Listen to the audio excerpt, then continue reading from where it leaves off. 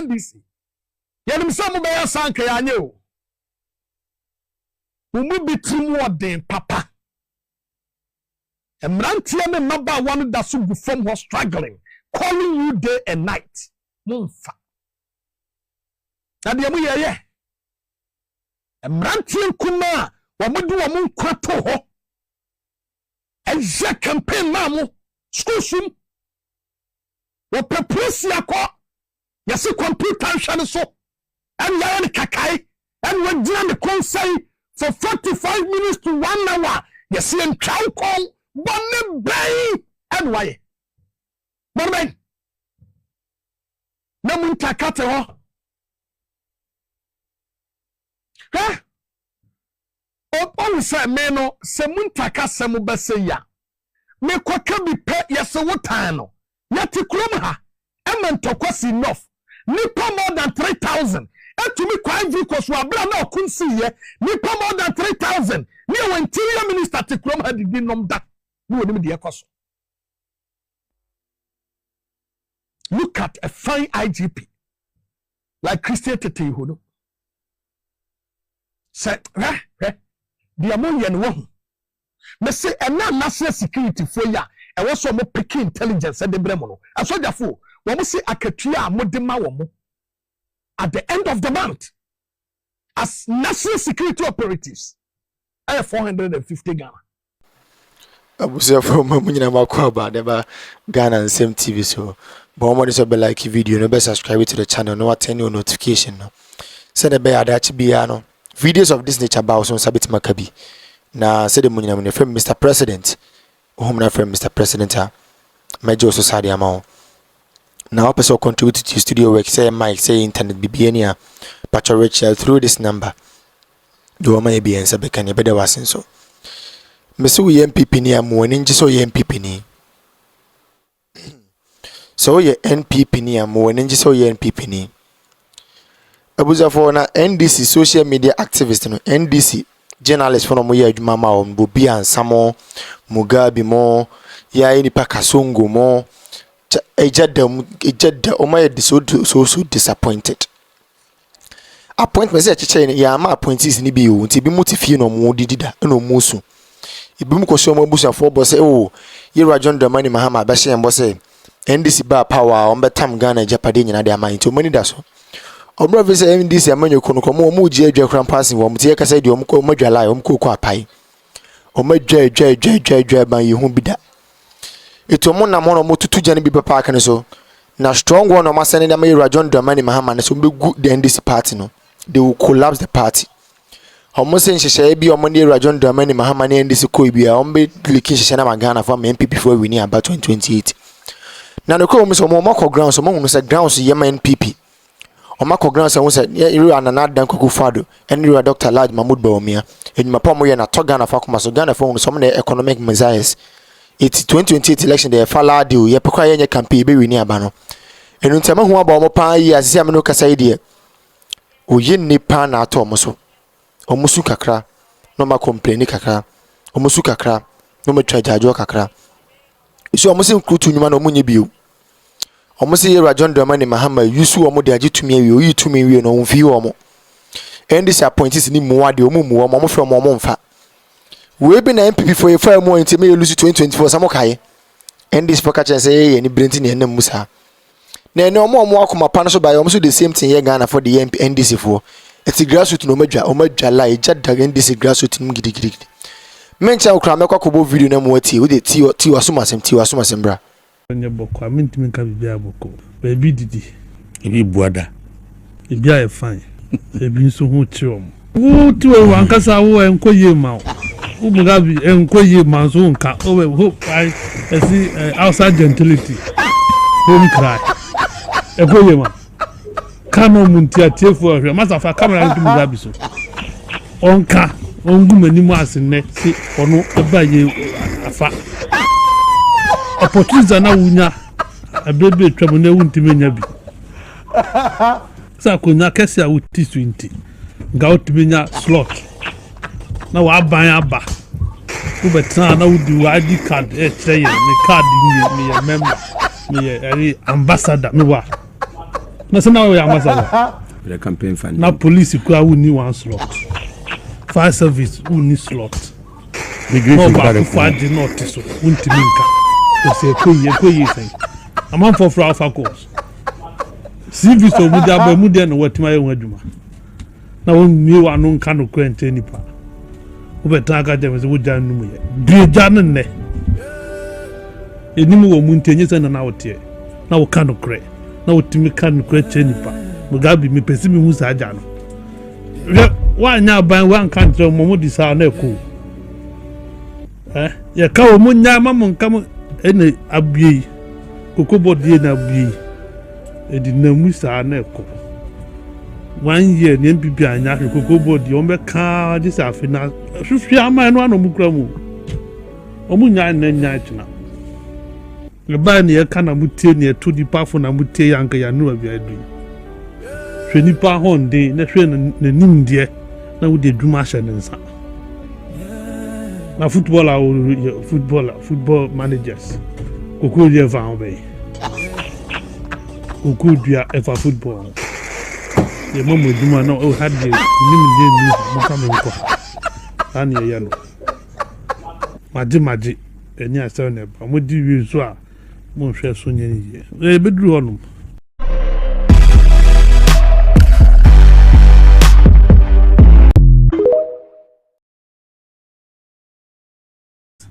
yani abre okay NPP fo nso abre wo modie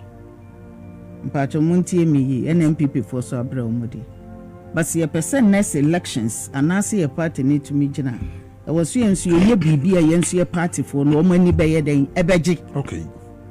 but ye anya ne sane azumi se ye de soro abofo enti bibia ni se NPP kone ye de NPP fo akọ na NDC fo osu no mu yesi me fi senye ma me de me ebe example me kan me so hwe okay ya de makoto National Population Council ya de me koto ho no mu no be me na enye nyame a kama free kama free sa group ni mu but nyankopon ne party ni nti minimo bia wo ho Entino edru some committee sana eno sana mtozu na me hwe wo mini baby akwose so mo fie maka mini baby akofre wo fie at least minimum ena minimum ena yebehu sania yebebo nkomani ehu sania yebesoso ne ememu amana yeden amana yeyi just imagine your committee bi na me ye late me ntumi enru ho ma kire ye frame me amekoya 500 Ghana wa wo hwa Anita di so 500 Ghana ne yeden ni pay gumechi 500 Ghana ede ma mi anam de ma mi driver so okoye kofi omo nkoche omo ya nya de esa omo aye mini omo wo ko mini mo bia enti ekofo omo hefa na National Population Council ya yi wo omo mu na yen ye to ho na me kwa na mto odin na me hwe ho enti e say ya party na ya ade a yenya ni yie ye hwehwe ni mu dodo me meka untumi ntumi enfri NDC ni mu yenya de esa enkrofo lament say adani akofa ewo abra bi wo ho yenye betumi akọ no ho amana yeden amana boa yen hu say elections ne ye no ya nsore keke ne wen ne nipa brey o de wo pa monko Flagstaff House na monko hwade me ko ho wo mo minimum omo no enu 10%. Wow. Maka na nkrofo frɛ ma ni tane ye ni o ma ni tane ye ni o ma ni takabi ma ye na de America na ofia ha ye nya de esa at least ye wo mu dada no e na wo so wo fa ye tu baabi enti se ye nua no mo ba ni atumi ahu so asimasi na wonya hoɔden na watumi ayɛ watumi ayɛ adwuma no mo e ba sa fe ye nkwala na start ya de aba no kra ya bre ye ntu biem aba no kra ya bre ye ntu biem enye nice ntime de me fa wa fidie so fidie ye nyina de me nua ba ma de me fa no maka kire ye mpanyimfo no so mo nsesa before it's too late because baby ani ama na ekono enya de e beboa yen yatumi anya hoɔden nyankopɔn aboa yen ala aboa yen ya ye adwuma kɛse sei at least o de me nua ba ma ekɔ a NDC fo no ba o mu nimu sure ya ba wo a wo so nim untumi nya kra ba ye kakra mo na makosesa wo mu ayenim o mu se yi group meet ya National Population Council maka meni wo mu bia wo honom no o meeting na se group na se nti me kwa no asa meti wo se na me show mu din oguna me show mu din na me come baby oba panyin na etese me mako meeting me ni honom 500 Ghana maka na nsa wo sa ye meeting bi mentumi anya ho anko ye frɛ me madi 1400 na cha se fi se e ba e ko 2 years afa na Anita di so anya 1405 is it fair 1009 maka is it fair a brand new pa bre is it fair na mom say de wo me kanya me nko bra me ka ko mo be gu me so ana no se me nka bi ma mo na me de aka ho me to say but wo ye pani pa party mu why ye vice chairperson edi ama party why ye vice to say opposition no be bre na one national women organizer why ye because let's assume say o de mo pese mo hwe paper we mu say be ya akromfo wo mu ane ache wo mo ye no krenso ache 1 year plus aka how many years 2 years ntino ya nhwe ye fie ye konkwala no ho ombeti nkwala no ombeti omuntie ntino me fra fidie so na maka cha ye mpanyimfo say niam e koso no omun sesa enya sa me di nkrofo no ma ye demonstration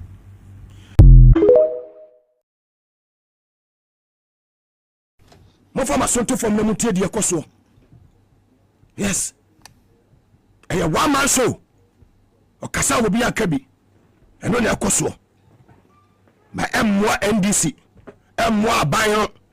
so I will talk about it without fear or favor. It must stop. Power to the people and we have wisdom. Yes. Raise our phone, Baba. Raise our phone, Baba. Masa wa tu ono mo sadia wo ye no eye. Sa wa oni sadia wo tu a wo ye no bo adwuma eye. Who so raise our phone.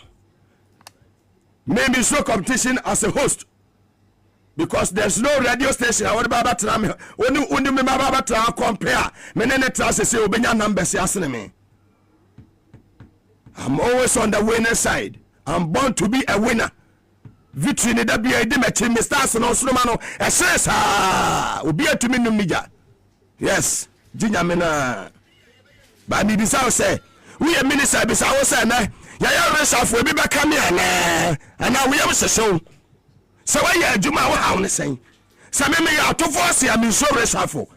Me ya George na po am so resafo. Me ya honorable Kofi Bu am so resafo. Me ya honorable Kennedy am so resafo. Me ya MDB to say combat am so resafo. Me ya MDB to say mo de say COB to say yes am jamfi am so resafo. Me ya COB to say logas am so resafo. Bisa wo say wo de na to say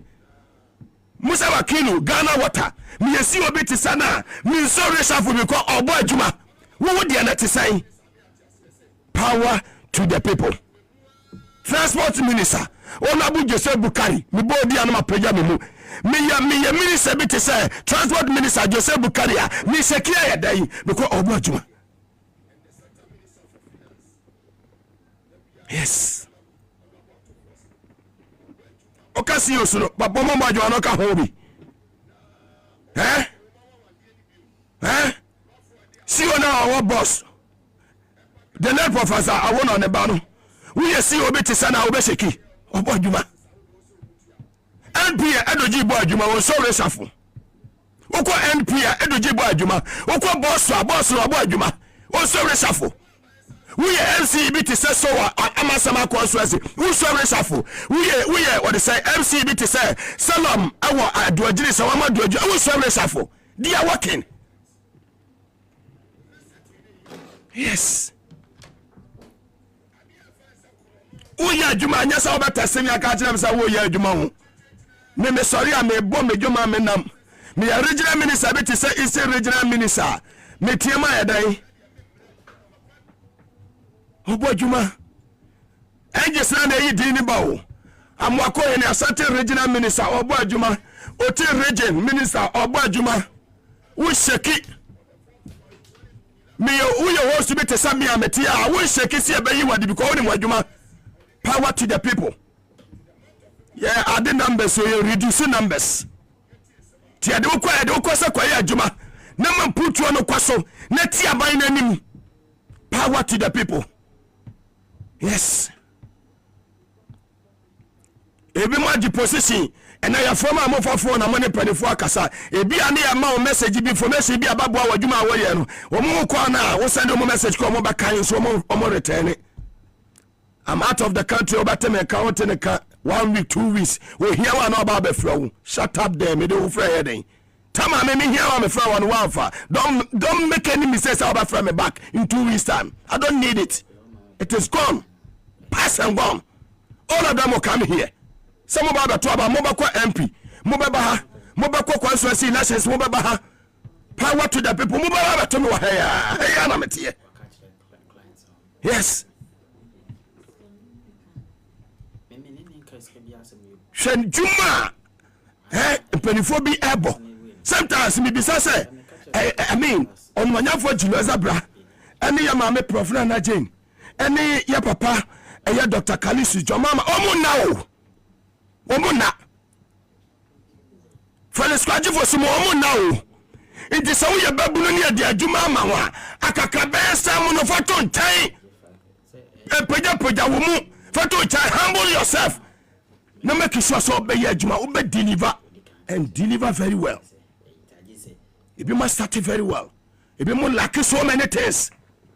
leadership qualities how to work with their colleagues they can't do it. Minister no any deputy or problem. Are you wiser than the president who appointed you?